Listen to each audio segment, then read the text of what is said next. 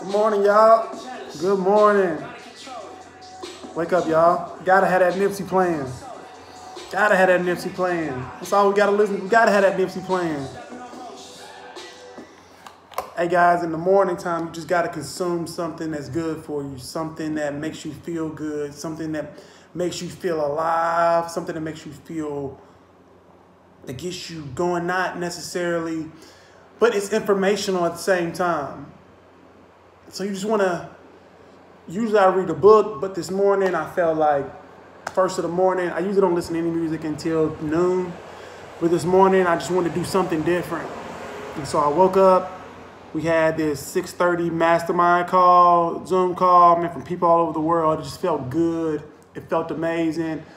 Man, it felt wonderful. Just start your day off with just the greatest form of energy and with people who really uplift you and you really uplift them. You really inspire them.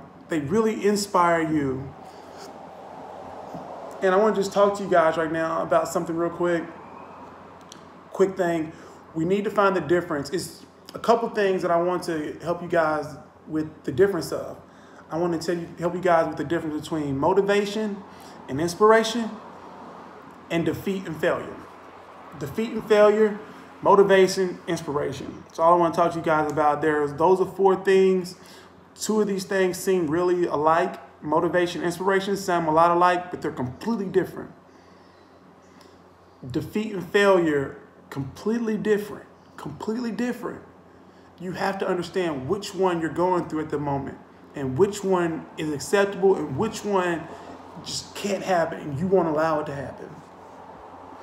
And one of the things that I say is, what I learned yesterday is when Sean, man, this brother is just a great guy, man.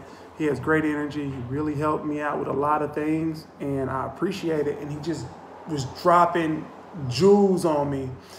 And we're kind of like cells in the body. If you know anything about the body, I'm not a doctor or a scientist or anything, but I do know that our body is made up, we're multi-cell organism. So the way it works is like, say I get a cold, one cell attacks and one cell gives that information to other cells. And then the cells keep on sending off that information over and over and over and over and over. And that's how it happens. It just relays information and it builds strength in the body. And it shows how to fight diseases and just things like that. But we as people will get information and harvest it and keep it, not harvest it, but we'll hide it. We'll be like, oh, I got information. I don't want to give this away because people will take it. But then it can't grow. That information can't get out. And what information can't get out, then people can't use it. What is the sense of having information? What is the sense of having knowledge? What is the sense of having resources? What is the sense of having these connections and being this great, powerful being if no one knows about it?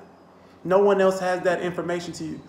So just start being more uncomfortable with what you're doing. And honestly, that's why I started this YouTube channel, is because, man, when I was speaking to my friends, I do a lot of reading, I do a lot of researching, I do a lot of learning, and they might not have the time to. They might want information, but don't even know how to look for it. And the only way they know how to get information is through TV, through Instagram, through Twitter, through Facebook, through YouTube, through person-to-person contact. They're not going to sit there and read a book. They're not going to read 100 books in 1 year. They're not going to read 20 books over and over again throughout the year. They're not going to do that. But they want information. My friends want to grow. People want to grow. People want to expand. So we have to be those people that give these information, open up our resources, open up what we have going on. Because once we become vulnerable, other people will see it's okay to be vulnerable, and they can let you in on some of the things that you want information on, or they will share things with you that you had no idea existed. But what I want to talk to you guys about just really quick is the difference between defeat and failure and lost my train of thought here. Defeat and failure and what else is it? Man, I lost my train of thought. Motivation, inspiration. There you go. It's early in the morning. So, motivation will keep you going for a couple hours, a couple days, maybe a week or so. You get motivated. You're like, oh yeah, I'm going after it. It's like go to the gym. It's that New Year's resolution. They're motivated. Oh, I'm going. I'm going to tear it up. I'm going to run. They go in there. Man, February 5th, they done. Groundhog's Day, February 2nd, they done. Because they're motivated. But the girl whose mom just died from obesity, she's not motivated. She's inspired. She has inspiration. She doesn't have motivation. She has inspiration because she says, man, I'm not gonna die like my mom from high blood pressure, high cholesterol, diabetes, hypertension. I'm not gonna do this. I'm gonna get myself active. She won't quit February 1st because she's inspired. She's inspired.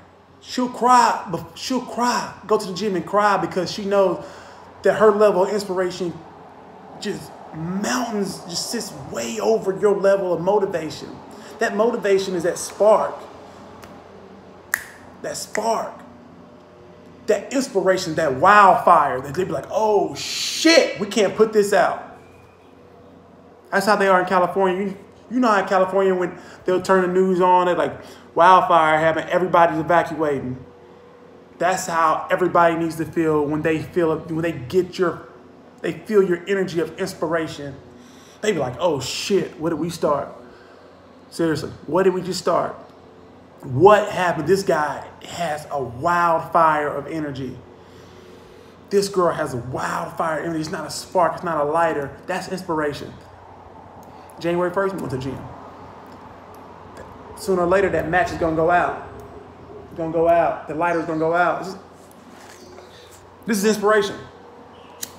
This is motivation. Motivation. Sooner or later, it's gonna go out. It's gonna go out. But that wildfire, that inspiration takes so much from other. It just takes forever to put out. Now, I want you guys to be more inspired than motivated. I want you guys to be more inspired than motivated. Find out what inspires you. Find out your why. Find out what makes you feel like, man, I gotta do this. I'm going to do this. I'm going to die before I not do this. That's what inspiration is. That's what it is. And this goes on to what defeat and failure are. So defeat, Steph Curry, he's lost. We'll just say this right now. It's 2019. The second round of the Western Conference playoffs just ended. Rockets and Warriors win 6 games. Now, Steph was defeated in Game 3. He was defeated in Game 4.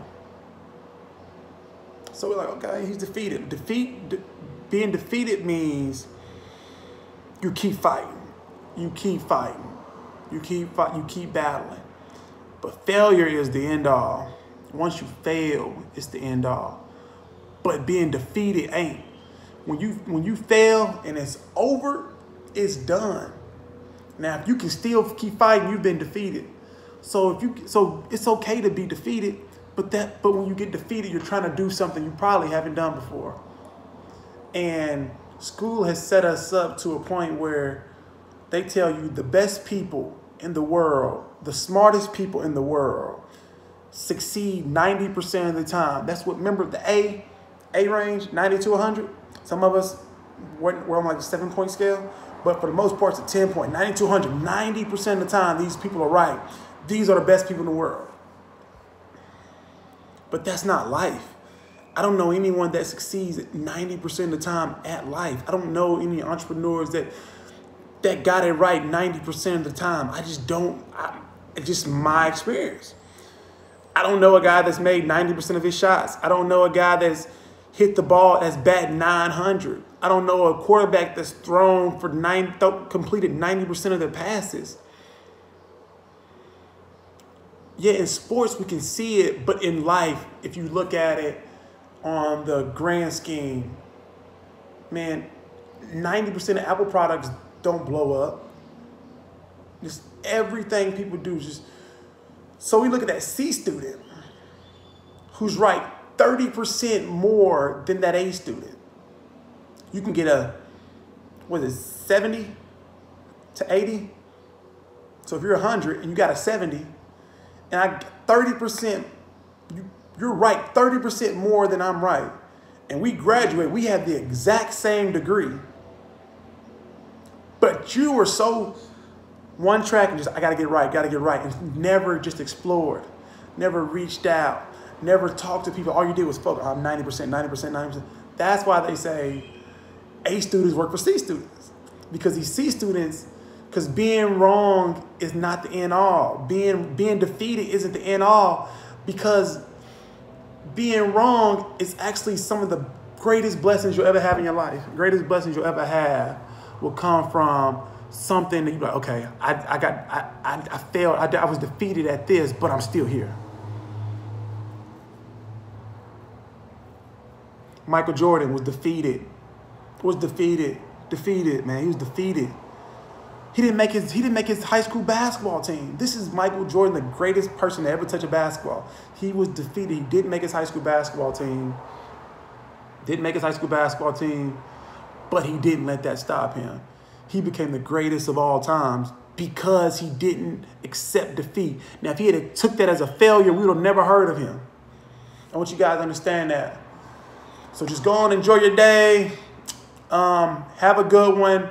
One thing I'll tell you guys is be good to yourself. Be good to yourself. Do not shuck yourself. Have a good day. Have a productive day. Love each other. Love yourself. And have a good day.